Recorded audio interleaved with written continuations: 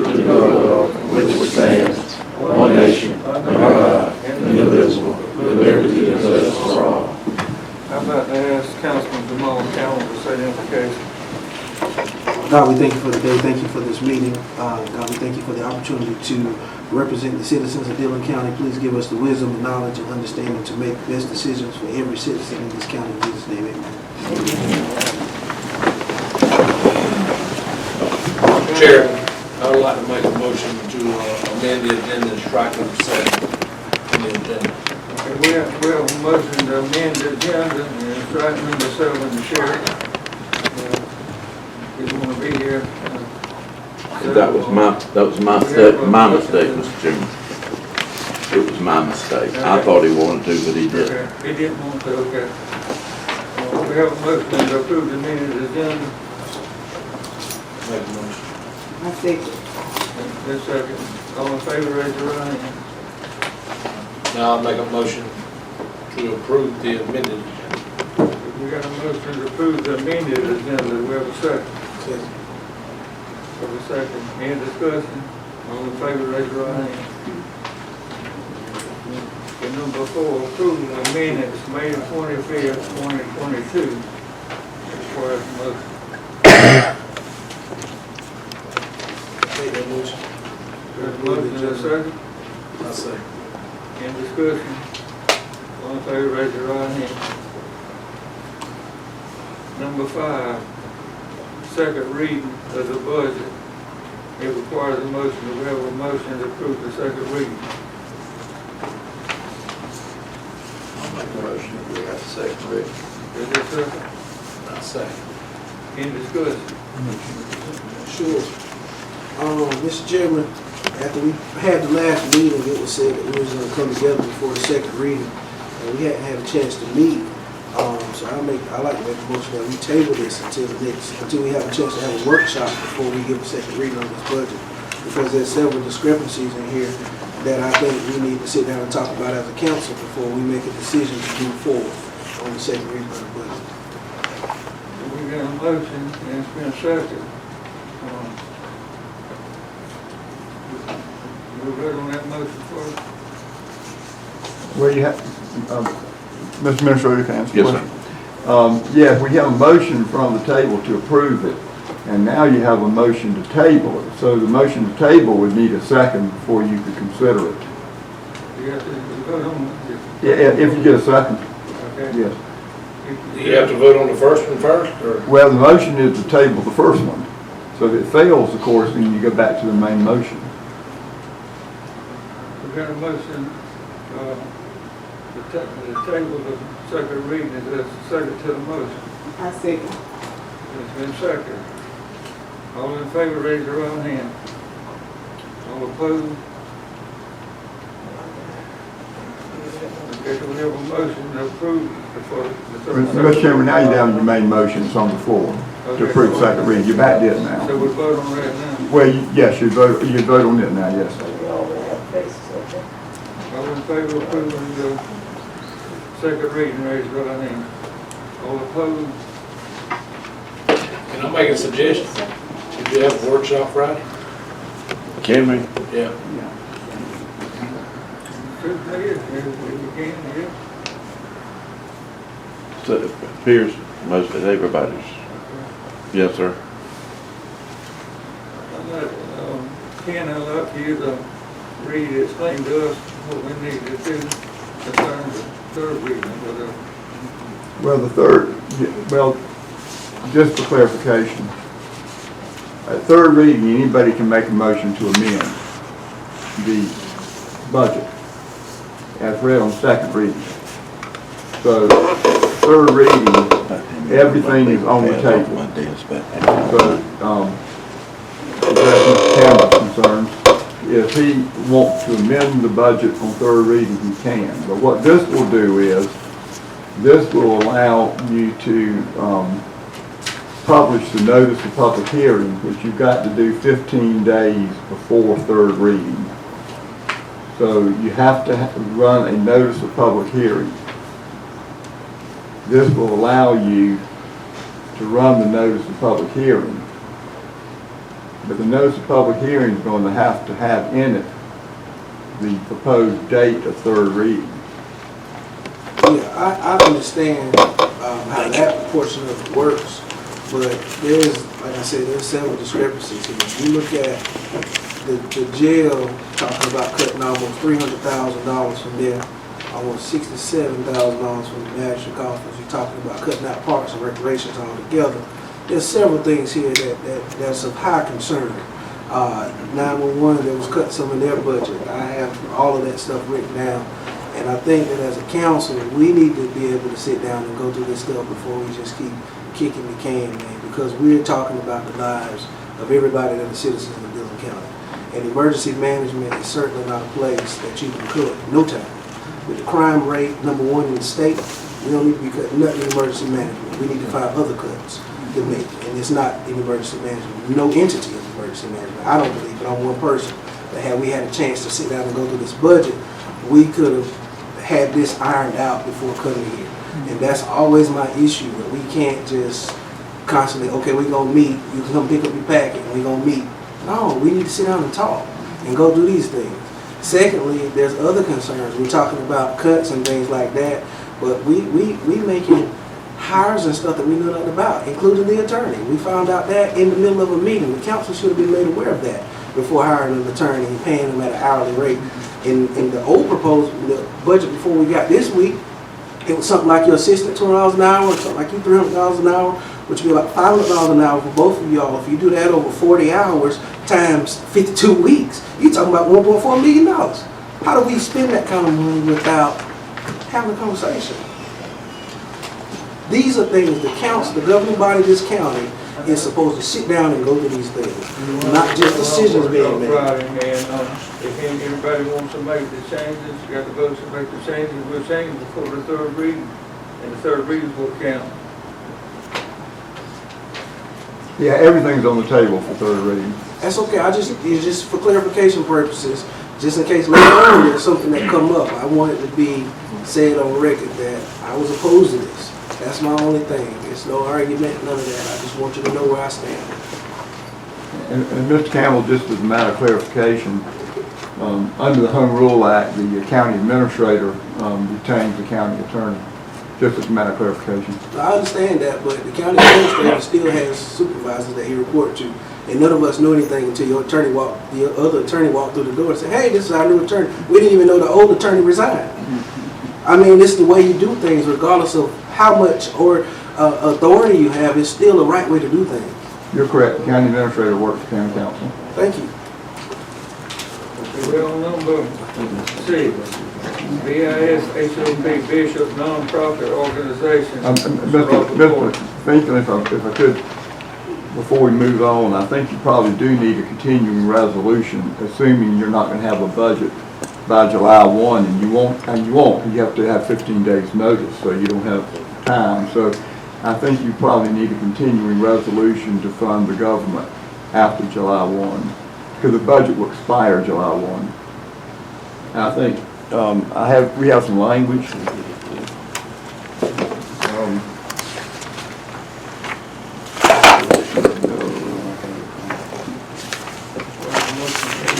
Well, I can read out the language for continuing resolution.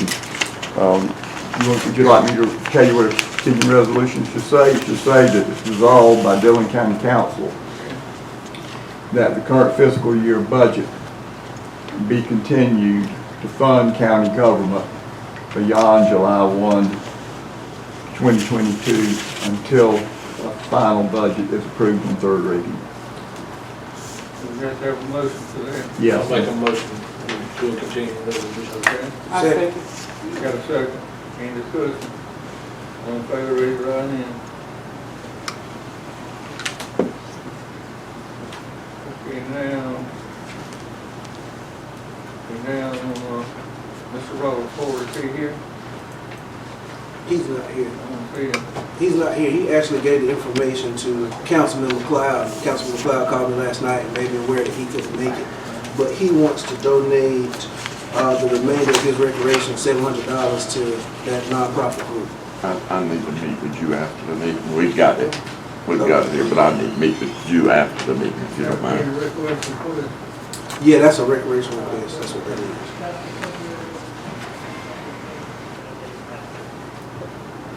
And Sheriff Cornelius has been removed from the, so the next thing on the agenda is, recreational request. I think each of y'all have a notice from the treasurer's office showing you balances in your accounts. We just gave you that in case you wanted to do something. I had a recreational request from the marching band that I sent up this morning. The marching band, the high school marching band, Which one? Dillon High School. Oh. Yeah. I'm gonna give $475 to them. $1,100 to the city of Dillon All-Star teams.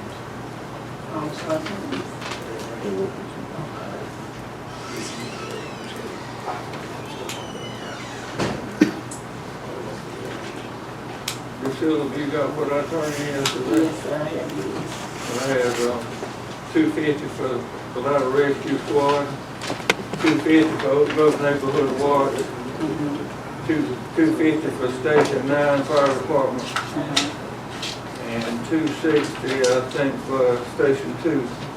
That's the town Fire Department, Station 2, the county fire department, Station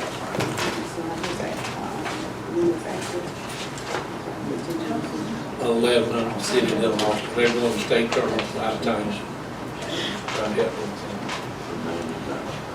So I want to give my $175 to the Dillon Rescue Squad.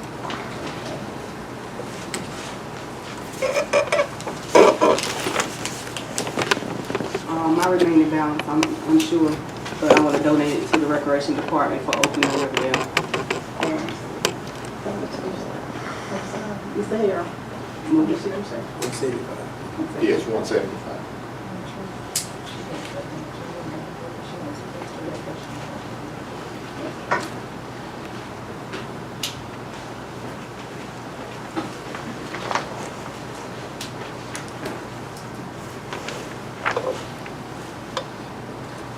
We have a motion to approve the recreational request.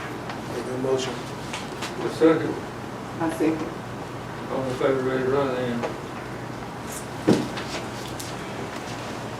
Well, number 9, mosquito spray.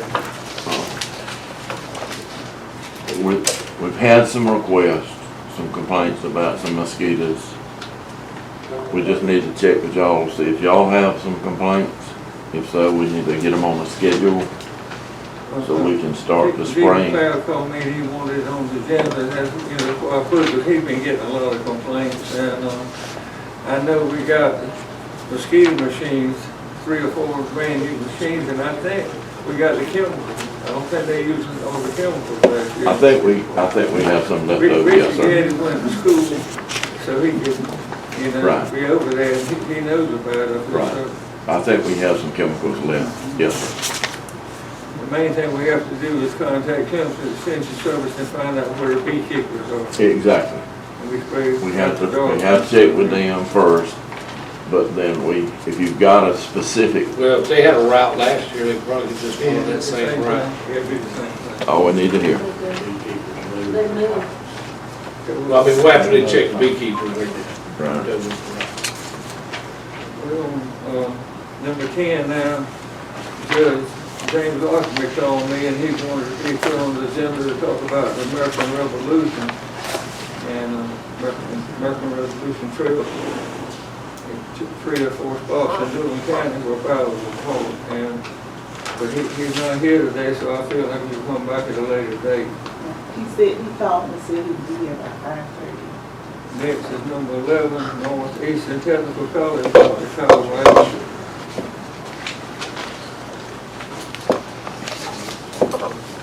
Well, thank you for inviting me to come. I put a packet on your desk there. I kind of want to talk about what's going on in Dillon from Northeastern Technical College's agenda. If you turn to your first slide there, you'll see on the front page, that's our current campus at the Dillon location. I I get asked constantly, how's truck driving going? So I put it in here. We had 14 students in continuing ed complete truck driving, and we had 4 credit students. We offer the program both for credit and non-credit for students to success, and that's for them to access money to pay for the course. And so, and we have 10 on the waiting list. So we bought a second semi-truck, and we're in the process of hiring a full-time employee over here to run that truck, and it'll be located here at the Dillon campus. So we're very excited to get that in, and iBest Trucking donated the trailer for the truck. So you'll see their name on it, and our logo's on the side, and it's a really beautiful trailer. So I'm anxious for it to hit the community and be driving around and servicing the students. Our Dillon campus is busting at the seams with students. We have expanded through the cloud partnership an expansion of the Allied Health Department, the Allied Health Program. Currently, the Dillon campus has 8 full-time employees working there, and most of those are instructors. And the Allied Health Program currently has 29 graduates of phlebotomy this year, 32 of CNA, 7 of EMT, and 17 MA, which is a brand new program that's only located here in the Dillon County. So any students in any of the service area that wants to take the MA program travel to Dillon to take that program. Our current LPN, we got permission from the state of South Carolina to offer LPN in Dillon, and our future goal is to have ADN here, which is the full nursing program. But right now, the LPN is the vocational track to go into nursing, and we currently have 5 students, and we have a full-time instructor now hired to teach that program. So we're expecting that program to grow to a capacity of 20 students in this area. And once it hits that, then we cannot expand to ADN because we need facility to do that. We do not have enough space. If you go out there, I'd love to invite any of you guys, if you get a chance, come out there, you're gonna see that the rooms are packed with equipment and students, and we're busting at the seams there. If you drove by, you probably see a lot of cars in the parking lot, so very busy out there. If you turn to the next page, the dual enrollment, we have noticed a trend. We've been doing a 6-year study on where our enrollment is. In 2021, and I do have current data, so I want to tell you, I'm very excited to share that one with you. But you'll see COVID, we did take a little dip there in COVID, but in 2020, but in 2021, we bounced right back. Our traditional students are about 251 in 2021. And our dual enrollment was 259. One thing that we've noticed is that dual enrollment is very crucial to the expansion of traditional education. What do I mean by that? That means that the more successful we are with dual enrollment and connecting kids in high school with college courses, the more successful we are with traditional students who are outside of high school. Because those kids have connections in the community, and parents and grandparents and even cousins see the students doing work, and then they say, well, I can do that same thing, I'm going to go to college too. We've had several incidents where we've had 3 generations going to school at the same time, and very excited for that, and it's a trend that we're continuing to invest in. Our partnership with Dillon High School, Latta High School, and Lakeview High School has been phenomenal. We're growing like crazy in all 3 of those areas, and they support the program with the point that we are now using the ATEC Center at night to train adults, and we use it in the daytime to train high school students because we don't have the capacity at the Dillon campus anymore to handle more courses. The next slide there says our current 2021, we're still in that year, summer's wrapping up, but our enrollment this year grew to 391 total dual enrollment students, 446 traditional students this year. We total serve 837 students currently in Dillon County between the fall, spring, and summer session. So that's quite a growth of when I was here 5 years ago and we had less than 90. So huge growth for the community and benefit. If you turn to the next slide, you'll see our current facilities. We have put in a full biology lab there because to have nursing, We have to have full biology. We have to offer 4 classes in biology. We have Biology 1, Microbiology, Anatomy and Physiology 1, and Anatomy and Physiology 2. They're required by the state board to offer. So those programs have to be here with the nursing program paired with that. The Cna Phlebotomy Lab, we took the community room that used to be there. It's been converted to a Cna Phlebotomy Lab, and it is very crowded, but we have a full mannequin there that talks to you. It talks to you, and it breathes, and you can take pulse, and you can make it have medical conditions, and then the students serve that in simulation situations so they know what to do when they get to the hospital. We have a birthing simulator, and we have also a smart baby. So once the mother gives birth to the baby, and it's real, to the fact that we couldn't even make a video about it, because we wanted to do a promotional on it. And we actually are training McLeod in Cheraw on birthing because they do not have a birthing section of their hospital anymore, and the emergency room gives birth, so we train the current nurses there as part of it. It's that good of a simulator. Once the baby is born, we can hook up what we call a smart baby, and we can give the smart baby alcohol syndrome. We can give them different situations when they're born, and the person helping them can assist them on learning how to treat a baby in those conditions when they're born. And then our new medical assistant lab program is there. That's our old PBI center, and we've converted that into a medical assistant, and we're very excited about that program, and we expect a lot of growth in that. We think over 24 students next year in that program, and currently we have 17 graduating. The EKG is a new program that will only be offered here, and it's coming to Dillon too, and this is all in partnership with McLeod. McLeod's been a huge partner on helping us identify what allied health programs they want here in Dillon, and a lot of students elevating to that program. At the Dillon ATEC Center, we have 6 CNC machines and 6 lathes and mills there for manual machining and lathes. So now students can take CNC lathes, CNC mills, or they can do manual lathes and mill machining here. So we can offer our level 1 and level 2 certificates in machining in both those areas now. So a big expansion there. One of the things the college has been doing on the next slide is the decentralization of our college. And what do I mean by that? The definition that we came up with for that is the deployment of industry-driven programs at community campuses relevant to the local community's workforce needs.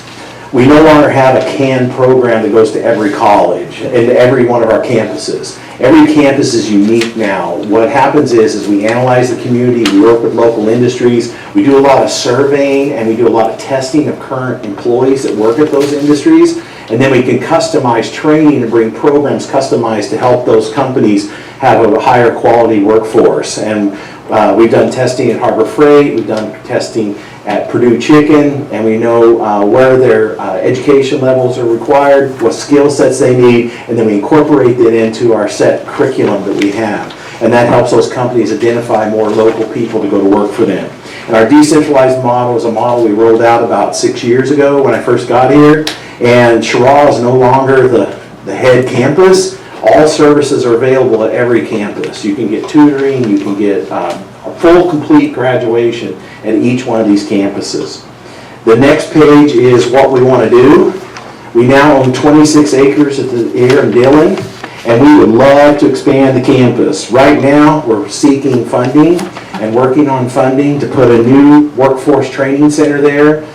We would like it to be parallel to the campus that we have in Marlboro County. And at that campus, we want this building to be around 50,000 square feet. The sign out in the middle of the field is not there because we made a mistake. That's the new driveway coming in. We're very optimistic that there's going to be a driveway there. And so we put the sign there already so we wouldn't have to move it down the road. With that, I want to talk about our new business model. And this is unique because a lot of colleges don't talk about their business model. In our service area, the average median income is $35,300. The average household in our service area, 22.6% live below poverty. In our service area, 20% of the population is between the ages of 15 and 29. 6% of our population over the age of 25 have an associate's degree. The state average is 41%. We got to raise that up. And at Northeastern Tech College, we're doing everything we can, and we think dual enrollment is the key to make that happen. The other thing that I wanted to talk about was the 25% of the people that live, work in our county.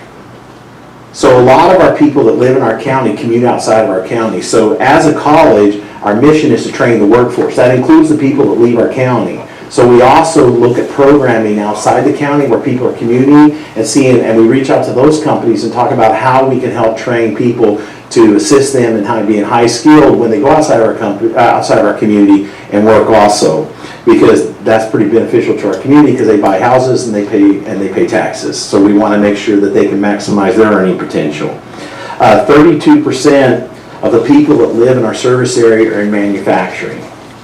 We want to raise that up, and we actually have a plan to do that. If you go to the next slide, that's our trend for enrollment by county, but you skip to the next one is where the business plan really goes in.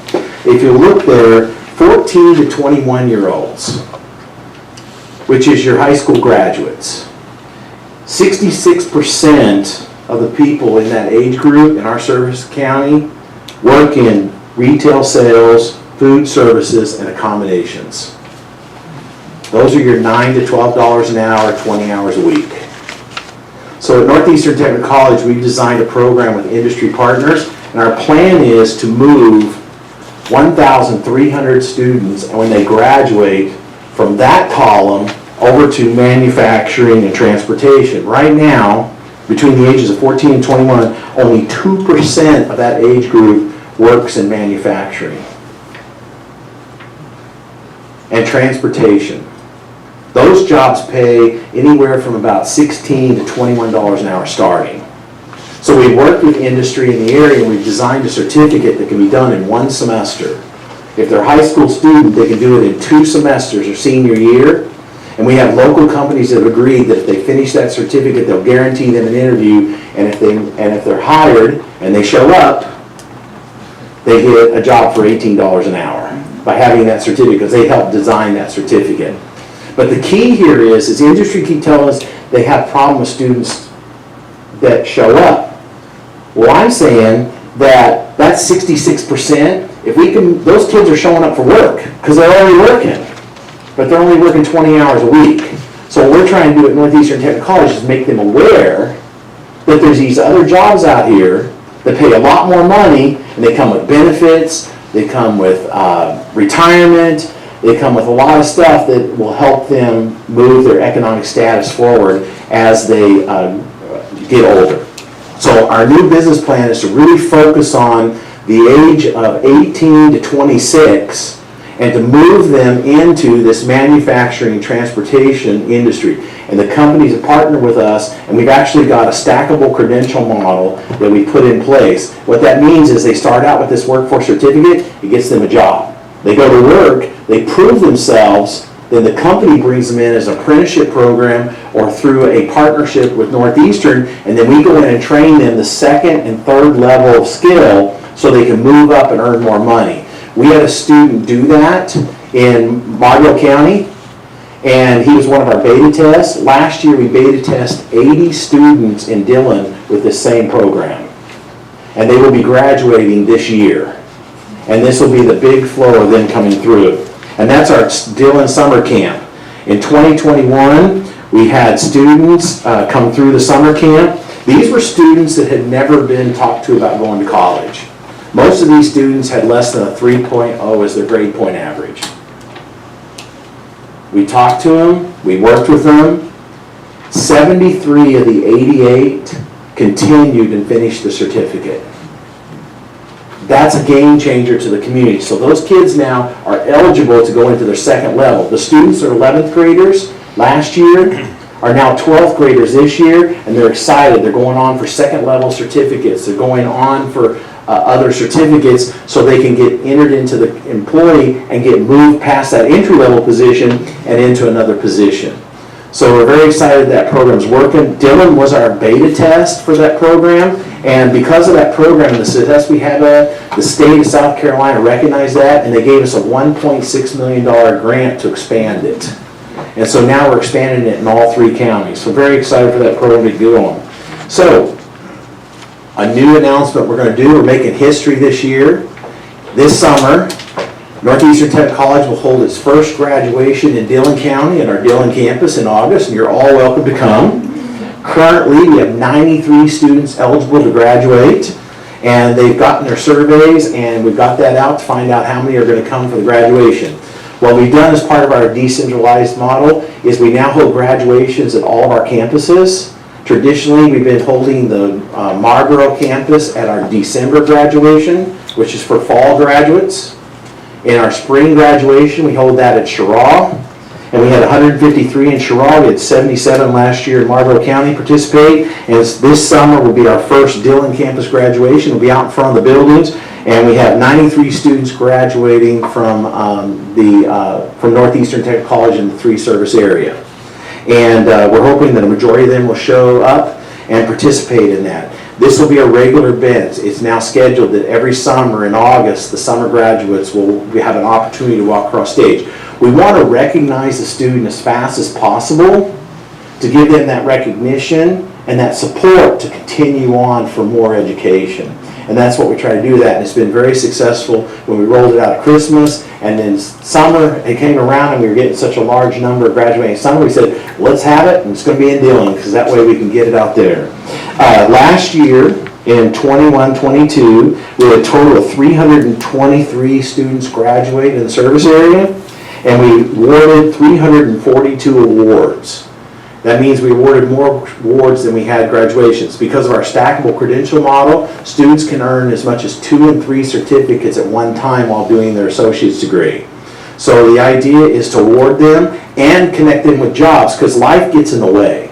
And we've learned that at Northeastern Tech College. So if we can get them to a certificate that gets them employed, and we have that certificate connected with a company, then we can help them get a job, and they make a good living while that life is in the way. And then when that life slows down, or they can tackle that project that's affecting their school, they can come back and continue to go to education. And that's what stackable credentials are about. And if you look at the very last stage, the very last slide on the pamphlet, you'll see those are the students that graduated from Dillon this year upon high school graduation. So that program is growing, and we hope that that program is going to continue to grow, and we hope to have 100 students on that list. So very excited to have those students going. So what's the future of Northeastern Technical College? We want to grow here. There's a huge market here to grow. We have 26 acres that we've invested in to buy. We've wrote many grants to expand this campus. We actually have 3 right now that are helping us in Dillon County. We are going after some major grants in the future. One is to build that 50,000 square foot facility, and we can't do this without local match. What do I mean by that? Every dollar that I get locally, I can leverage with the federal government anywhere from 3 to 40 times. So an investment locally can be leveraged quite a bit with federal dollars. And that's one of the things that it takes to grow a campus. In order to grow a campus in a local community, the first question on the grant when we apply for it is, what is your local match? Dillon County qualifies for 10 to 20% local match. So anytime we go after a federal grant, we have to locally match that with 10 to 20% when it comes to match dollars. So an example in Marlboro County, I get asked quite a bit, we're now doing a $7 million expansion over there. That took a $1.4 million match to take that $7 million into that campus. So that's the type of match that we have to do that. We are very fortunate because we only have to match 10 to 20%. There's a lot of communities that have to match up to 50%. But because of our demographics, because of our poverty, and because of our community, we get to do less on a match. But there's a lot of dollars, and Northeastern Tech College has been very fortunate and very aggressive in Washington DC to go after grants. And we would like to expand and continue to grow here. We are totally committed with employees and programming. And there's one last thing I did, which is a little pamphlet here that says academic programs. These are the programs that Northeastern Technical College offers at the college as a college-wide. And just to give you an idea, allied health, health science, nurse preparation, nursing assistance and phlebotomy, emergency medical technician, medical assistant, practical nursing, LPN to ADN transition are offered all right here in Dillon County. Students are in those programs currently. Business administration, everything under business administration can be offered here in Dillon County. This is where our 800 students are. They're in these programs. Computer technology, 100% of that whole computer technology program will be offered here in Dillon County currently. Criminal justice, we've already had graduates in the pre-police academy for your local police department. That complete program is offered here in Dillon County. Culinary arts, sorry we can't offer that one because we don't have facilities to offer that program here. Early childhood development, we offer child care specialist certificate, which puts them in an entry position into child care in the community. Engineering graphics, the first 4 can be offered right here in the community and they're being taken right now by students. Engineering technology, everything there except for residential wiring is already offered in partnership with either Harbor Freight or Purdue Chicken. We are offering all those programs under that category in partnership with our industries. We're training in their plants current workers in those education paths. Industrial maintenance is the same situation. All 4 are offered here. We have a partnership with ATEC, machine tooling. The first 3 are offered here in Dillon County. And it goes on and on and on. Dillon County has a wide depth of programming that is relevant to the community. One of the things that hold us back is we need square footage to provide hands-on training. We need space so we can actually put lathes in. We can put mills in. We can put welding booths in. We can put booths that students can walk into and learn the hard skill of the job. So that's where Northeastern Technical College is going. We appreciate you letting me come talk. I'm very excited that the 800 plus students in Dillon County are taking advantage of Northeastern Technical College, but in all honesty, we believe that number could be 2,500. And we think with the right facility, 2,500 students would be in the programs.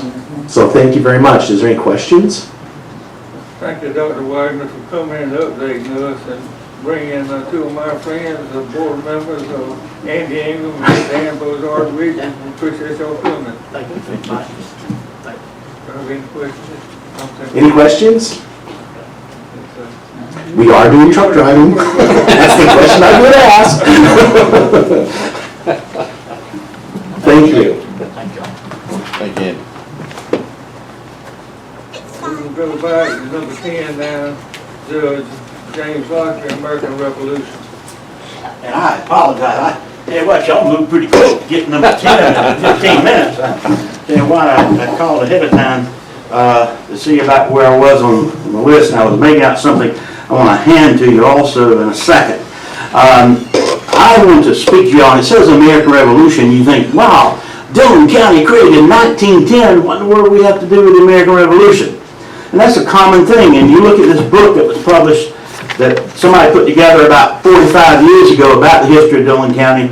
So much more has changed since then, so much more of awareness of what we've been involved in, can be involved in.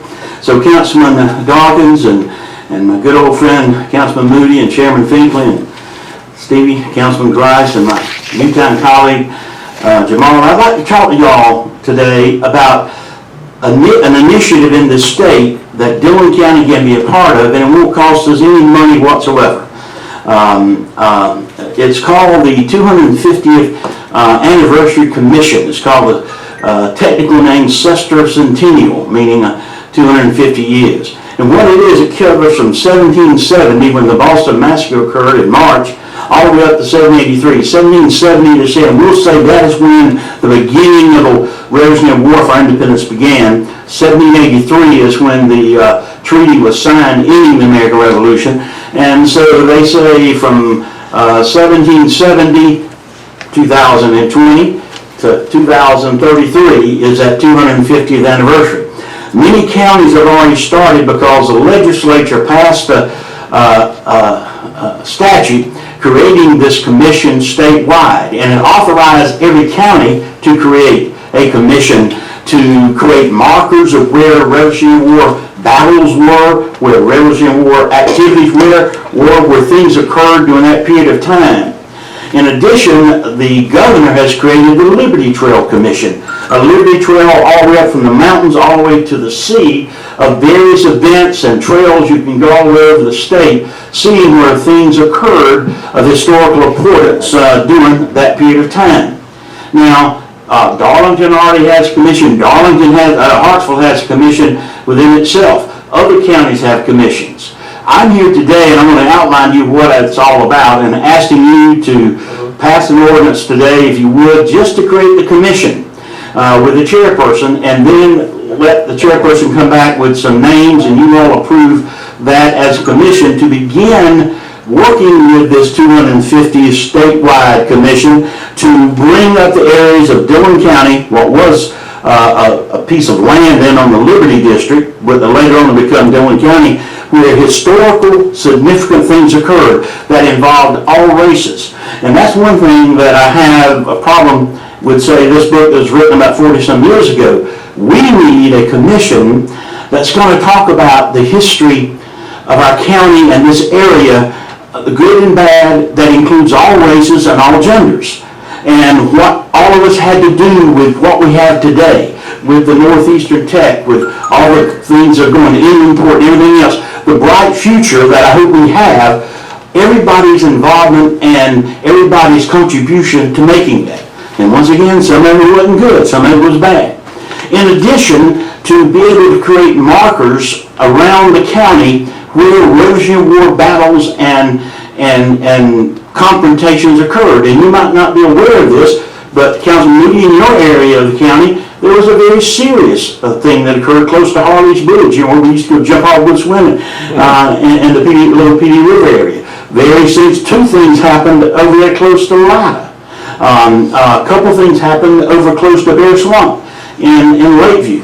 That people doing research have them as minor notes because nobody has developed them. But the importance of their what occurred to the ultimate independence of this country.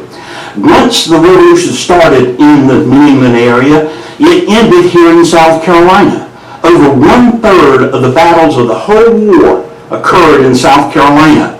And we had at least 4 or 5 and maybe a dozen that occurred right here in our area that basically ended up driving the British all the way into Yorktown and the ultimate end of the war.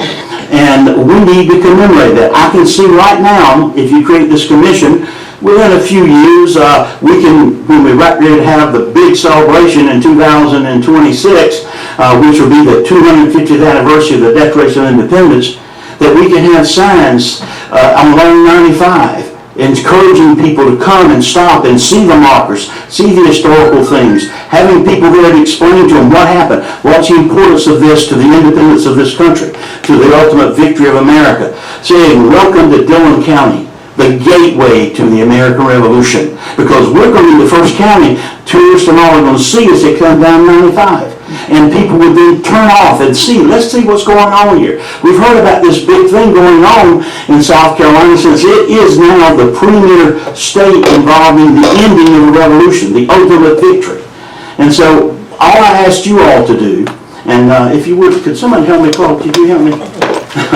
Claus, like me, he's moving mighty slowly these days. Forget about that one. And Betsy too, if you will. You got enough for it? This thing would be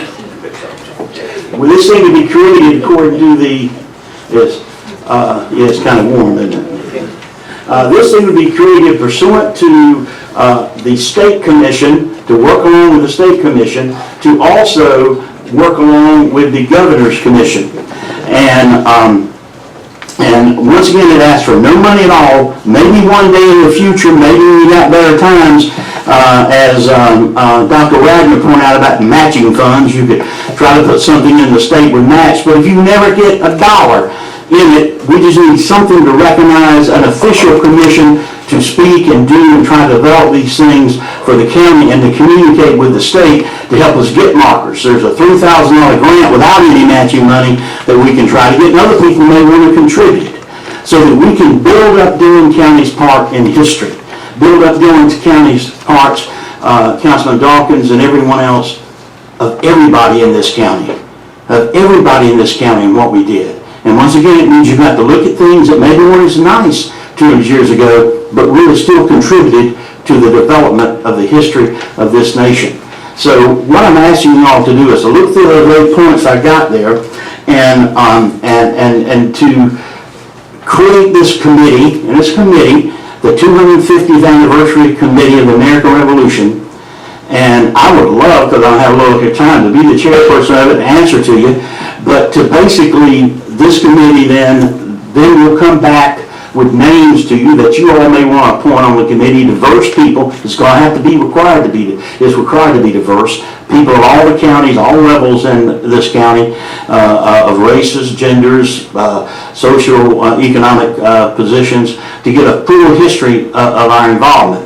And once we get the names together, you all can then approve those names as to be part of the committee, and then we can move forward and do those things. And that's what I'm asking for today is no money, no nothing as far as out of pocket. It's just the creation of the committee. May have to lick some graveyards, Jamal, who knows? Well, what we need to do is have a motion to create a committee and make Judge Lockerbie the chairman, since he knows what he's doing. The rest of us don't really. You will, I promise you, you will know. By the way, one's called Hewlin's Mill, by the way, got some movie out in that area. We're close to Harley's Bridge. And then the other one's Rouse's Ferry and Bear Swamp. And there's some guy called Devil John Buffet and Sweat Swamp Buffet. It's amazing characters that are involved in our county. We have a motion, can we do this now? Have a motion to form this committee and appoint James Lockerbie, Judge James Lockerbie as the chairman. Make that motion. We've got a motion, there's a second. Second. Any discussion? All in favor, raise your right hand. Thank you, Judge. Okay, and I'll come back to you all with names to recommend to you, and if y'all have names, I'd like to have about a 10 or 12 person committee, very diverse committee, and then you all approve those members to be on the committee, and we'll go from there. Thank you, Judge. Okay, thank y'all so much. Thank you. It's the beginning of a good day for Dillon County. Good day. Thank you now. History. Number 12. History. Section 504 ADA compliance plan. This is just This requires a motion. It says something we required to do. I don't really know much about it. I'm sorry. Mr. Steve, come on up if you will, kind of explain a little bit about it. I'm sorry, I didn't get the name. Joseph, that's right. Hi, my name is Joseph Lewis. I'm from PD Council of Governments down in Florence. I'm glad to be with y'all today. This is a Section 504 ADA compliance update, Americans with Disabilities Act. Federal law, 1990, so all municipalities, counties, governments are required to comply with the ADA and Section 504 of the Rehabilitation Act of 1973. Long story short, the Department of Commerce in Columbia is tired of some entities in our state that do not have an updated plan. So they are commanding that all entities in the state update them. So here at the COG, at the Council of Governments, we are updating them. Dillon County currently has a grant through Kim Etheridge, who is our CDBG Director, a Community Development Block Grant.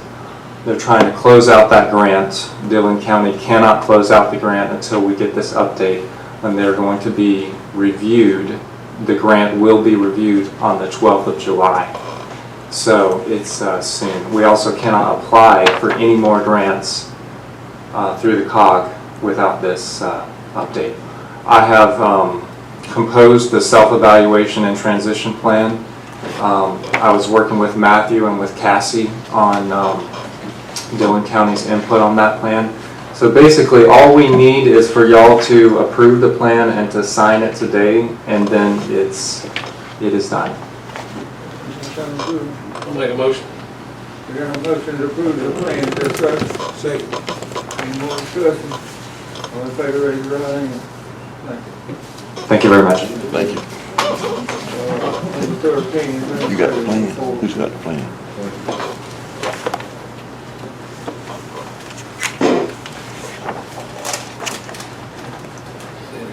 A was, county administrator report, A is Salem County.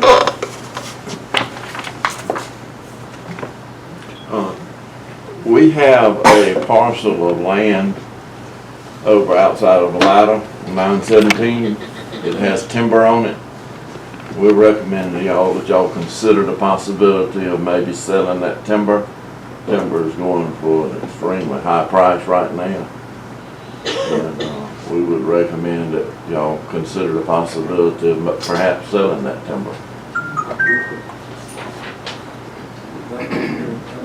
We would obviously have to get prices and so forth and so on. Time to sell it, and if Yeah. let it sit there, if somebody's up for the market or something. Right. And, we have a motion to sell the timber. Need to make a motion today. Yes, sir. Make a motion. Yes, sir. Any discussion? Do we cruise it? How do we determine who we're gonna sell it to? Normally, I think we would take bids on something like I this. think we just, don't know if we're gonna sell it, and he'll get somebody. Then we come back and vote again on who we sell it. Right. Okay, so What, we will, we will try to come up with you some numbers, you know, so y'all can review those numbers and say what you want to do. we've been trying to sell that for about 5 years and nobody would ever follow through with it. Well, thank you, sir. We'll try to get that for you. Okay, we got a motion and a second, any more discussion? All in favor, raise your right hand. Administrator Graham, there might be a battle on that wooded area. Can I look at it for? Yes, No, sir. just joking. You can. I'd be glad to take you out there. Committee appointments. We have some committee appointments that we need to look at. One of the most pressing right now is with the zoning board and all back here. G had told me a name that he wanted to put on his. We don't have one for you, Trust. Who else is it? Listen, I had my list back up. I think it's on my desk right now. Thought I had it with me. Here's the list, the tax appeal board. And I'm not asking y'all to come up with a name tonight, if you just be thinking about it. Just be thinking about it. We have the tax appeal board. Right now, District 1 is open.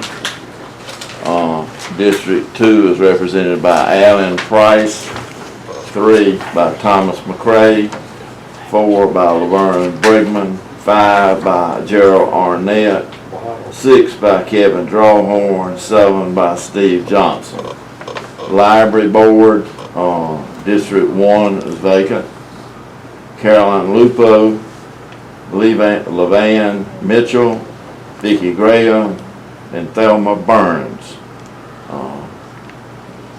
I don't know why he's not on here, but Tommy Stevens also is the chairman of that board. The Grievance Committee, that's Douglas Purnell. District 1, District 2 is Anthony Price, 3 is open. Robbie McDaniel is 4, Bobby Horn is 5. District 6, unfortunately, was Ms. McCormick, the librarian. District 7 is Jerry McNeil. Public-Private Economic Development Board, Jonathan McLeod. District 1. District 2 is Alan Strickland. District 3 is Robbie Coward, was reappointed in 2021. Kimberly Driggers, Hayward Proctor, Robert Abson, Keith Allen, Mike Tyler, and it says each utility also has a person on the board. Accommodations Tax Board, Mike Griffin is moving, so we will need to replace him. Bill Coward, Carolyn Stubbs, Ricky Talbert, Corky Lane, Tim Falk, and Pat Laird. On the Board of Zoning Appeals, we have William Payton. G called me and told me a name, and he asked me to call the fellow, and I called him, and he agreed to it, to replace Dr. Linda Hayes as Tom Bethay. Ray Brown, James Hayes, Erwin Coward, and Doug Miller. Mr. Coward, I think, is unable to attend the meetings anymore, so we need his replacement. I don't have numbers on any one of those, the last ones I called.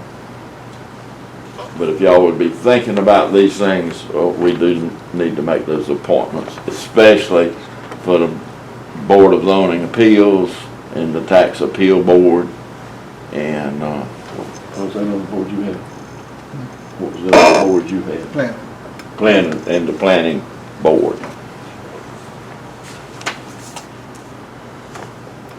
Okay. Just advising y'all, we need y'all to be thinking about it and coming up with some appointments if you would. I think we got appointments, try to come up with some people, and maybe we make the appointments next time we meet.